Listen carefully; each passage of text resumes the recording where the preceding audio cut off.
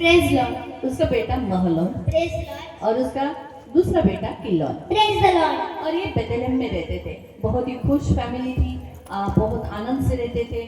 Bethlehem का नाम का अर्थ है परमेश्वर का घर, यानी रोटी का घर। लेकिन आपको मालूम है बेथलेहम में अकाल पड़ गया। अभी रोटी का घर ऐसी जगह पे अकाल आना अच्छा है क्या? तो अकाल क्यों आया?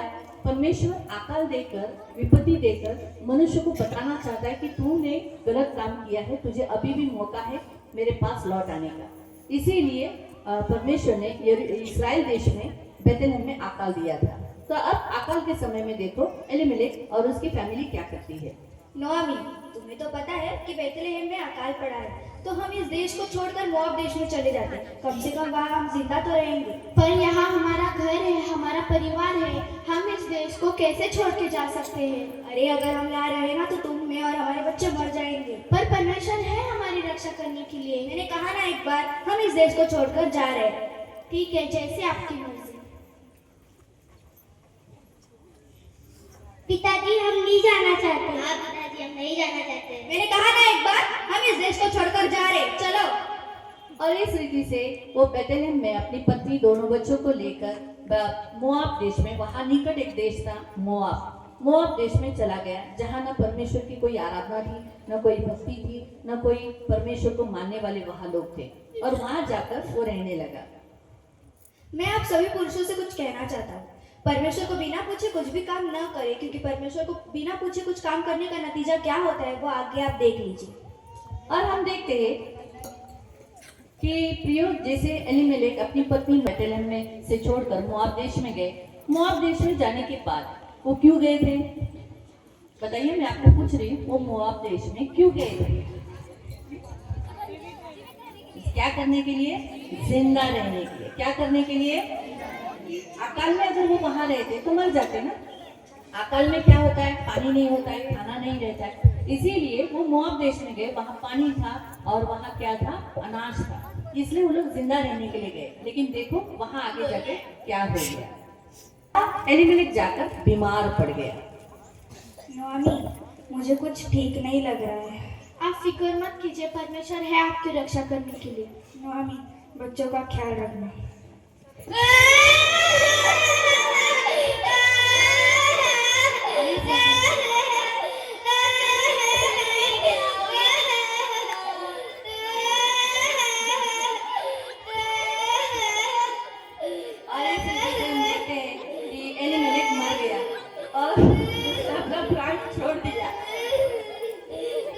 वो जिंदा रहने के लिए वहां गया था, लेकिन क्या हुआ?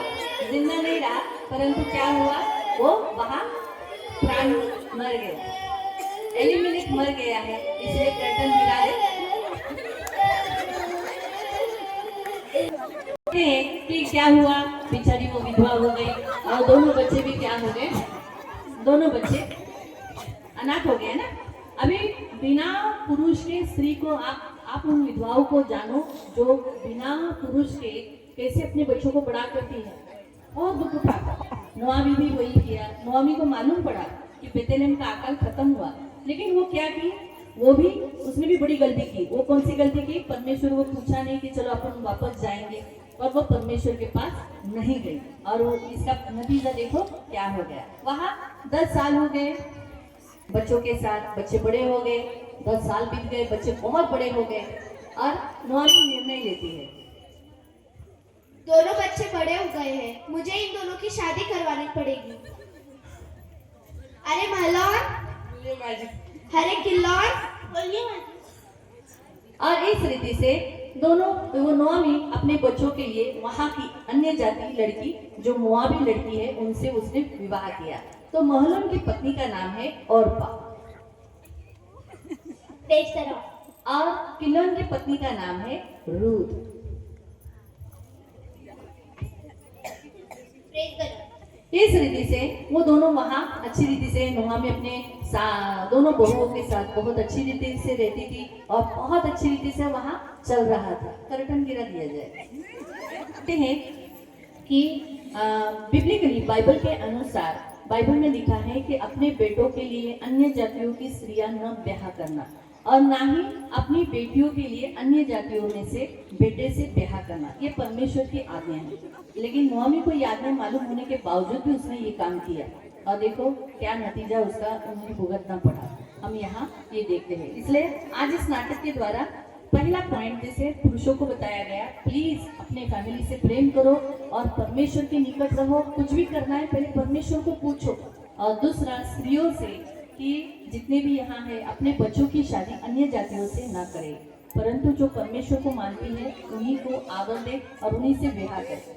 कुछ दिनों के बाद हम देखते हैं कि खेत में काम करते समय दोनों बच्चे बीमार हो गए और दोनों बच्चे अचानक उन्हें क्या हुआ और मजदूरों ने उन्हें घर पे लाकर रख दिया। माँ हम तब से खेत से हमें ठीक नहीं लग रहा है।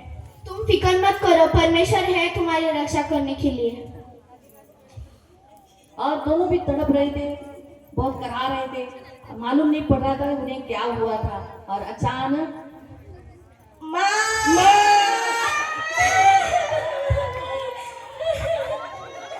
और इस रीति से दोनों बच्चों ने भी प्राण त्याग दिया और दोनों के दोनों भी मर गए। और नोआमी क्या हो गई, विधवा थी तो पहले थी, लेकिन दोनों बच्चों को भी खो दिया और दोनों बहुएं भी उसकी क्या हो गई, वो विधवा हो गई। तो हम ये देखते हैं ये इस नाटक के द्वारा असर हुआ, उसका कारण उसे अपने बच्चों के ऊपर भुगतना पड़ा। तो इसलिए सारी औरतों से परमेश्वर ये कहता है अपने बच्चों के ऊपर क्या करो, जो योग्य है वही मार्गदर्शन के तेरे बाइबल जो आपको बताता है उसके अनुसार ही चलो। फिर हम देखते हैं कि अभी नोआमी तो विधवा हो गई, भी विधवा हो गई, तो अब उसने निर्णय लिया कि अभी वो क्या करेगी, बताएगी वो आपका अपना निर्णय। अरे ओरफा,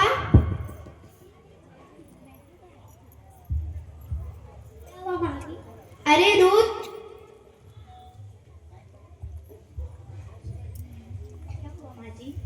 देखो मैं तो बूढ़ी हो गई हूँ, अब मैं अपने देश बेथलेहम लौट जा रही हूँ। तुम भी अपने देश जाओ और वहाँ अपना घर बसा लो। नोआमी एक अच्छी जाना चाहती। नोआमी एक अच्छी सास थी। वो जानती थी कि वो बूढ़ी है और उसकी दोनों बहुएं जवान है और जवानों को ऐसे ही रखना बराबर नहीं, तो इसलिए उसने निर्णय लिया कि वो अपने घर वापस लौटेगी और वो अपने दोनों बहुओं को कहती है कि तुम ब्याह करो और अपना घर बसाओ, अपने देश जाकर अपना घर बसाओ। देखो जिद मत करो, तुम्हारे दुख से ज्यादा मेरा दुख ज्यादा बड़ा है। लेकिन दोनों बहुएं भी छोड़ना नहीं चाहती थी, उनके गले लगकर बिलक बिलक कर रोने नहीं माँ लगी। जी हम नहीं जाना चाहते। देखो जिद मत करो। और वो दोनों भी बहुत रोने लगे गले लिपट कर, क्योंकि नोआमी ने सचमुच बहुओं से इतना प्यार किया था। तो प्रियो, इस नाटक से आप जितने यहाँ सास हो उनको प्रभु यही सिखाता है कि अपनी बहुओं से प्रेम करो तो बहुएं भी आपको प्रेम करेगी। तो हम देखते हैं कि बड़ी बहू जो थी ओरपा, वो निर्णय लेती है। वो जाना तो नहीं चाहती थी, अपना घर ठीक है, लेकिन वो चूम कर वापस लौट कर उसके गले लगती है, क्योंकि बहुत प्यार करते थे वो नोआमी को। और आखिर में ओरपा चली जाती है, लेकिन रूथ तो नहीं जाती। देखो ओरफा तो चली गई, अब तुम भी अपने देश जाओ और वहाँ अपना घर बसा लो। नहीं माँ जी मैं नहीं जाऊंगी। आप जहाँ जाओगे मैं आपके साथ चलूंगी। आप जहाँ मरोगी मैं आपके साथ मरूंगी। आपका देश मेरा देश, आपका परमेश्वर मेरा परमेश्वर, आपको छोड़कर नहीं जाऊंगी। ठीक है। आखिर में रूथ ने निर्णय लिया। तो आज इस रूथ के द्वारा यहाँ जितनी भी बहू है उन्हें यही सिखाया जाता है कि अपनी बहुओं अपने सास से प्रेम करो, क्योंकि एक दिन आप भी सास बनने वाली हो। और रूथ आपको यही सिखाती है कि बहुत अच्छी बहू बनो और अपने सास को कभी मत छोड़ो, सास से प्रेम करो। देखो बूढ़ी सास के साथ हो गई, उसे बहुत प्यार था, वो नहीं छोड़ना चाहती थी कि अपनी बहू को, अपने सास को अकेली, और वो तो ऑलरेडी वो बहुत बूढ़ी हो गई थी। तो वो बेथलेहम के निकट आने के बाद हम देखते हैं कि वहाँ खेत में मजदूर काम कर रहे थे।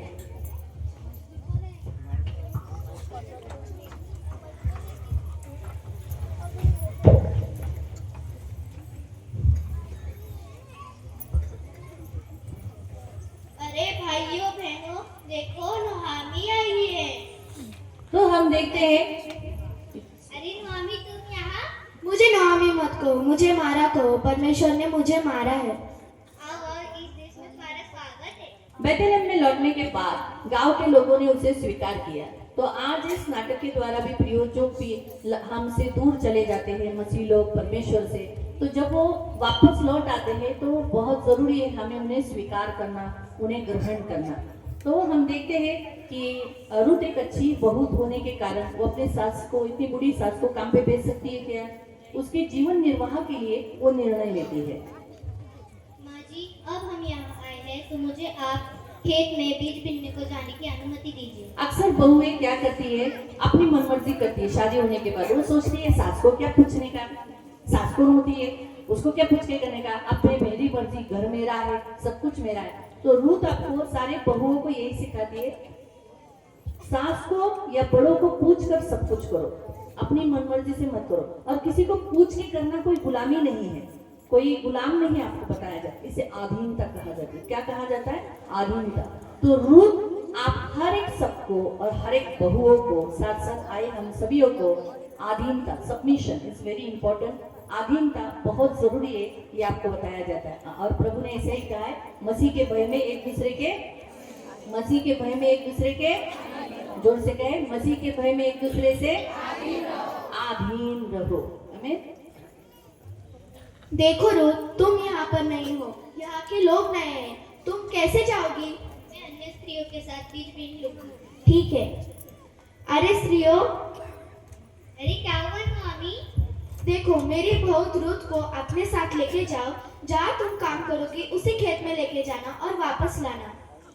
और हम देखते हैं कि नोआमी भी बहुत समझदार थी, वो अपने बहू को ऐसे कैसे छोड़ सकती है, इसीलिए वो केयरिंग करती है। और वहाँ के रहवासी कुछ औरतों के साथ वो बोआज के खेत में बीज बोने के लिए, बीज जमा करने के लिए, वो अनाज बोने के लिए जाते हैं। ये बोआज है।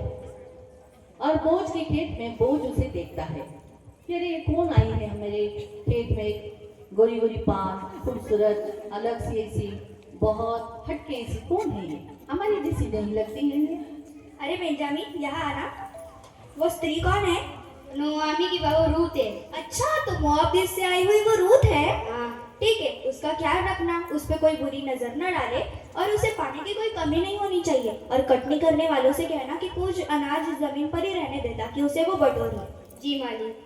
और हम देखते हैं कि परमेश्वर ने क्या किया, बोझ को उसके हृदय में रूत के लिए प्रेम और अनुग्रह डाला और केयरिंग करने के लिए बताया गया।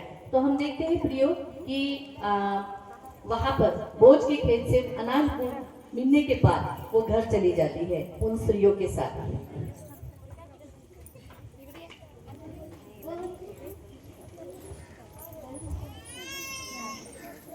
हम देखते हैं कि वो घर आती है।